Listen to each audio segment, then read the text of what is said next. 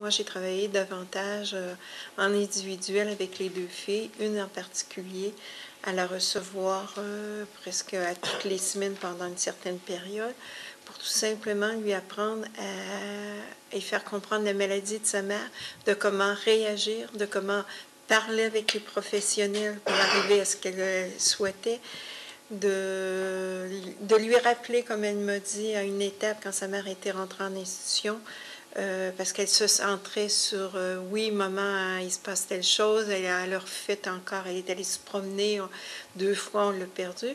Mais j'ai dit, le problème actuellement, c'est plus tant ça, c'est qu'il y a aussi un autre problème de santé qui est plus important et qui va entraîner d'autres choses.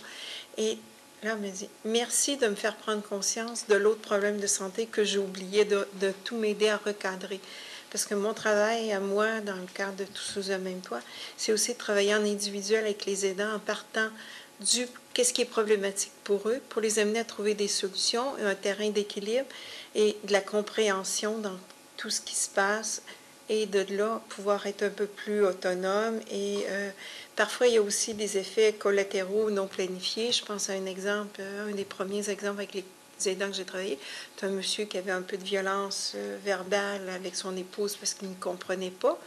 On a fait une série de rencontres pour travailler sur la communication, comment réagir, etc.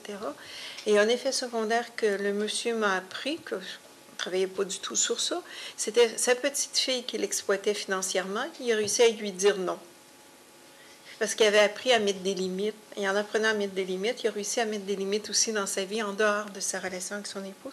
Et pour lui, ça a été extraordinaire comme découverte. Alors, le fait qu'on travaille sur un problème de communication, de compréhension de la maladie, peut entraîner aussi parfois des effets dans la vie quotidienne qu'on découvre au hasard des conversations, mais c'était pas sur ça qu'on travaillait.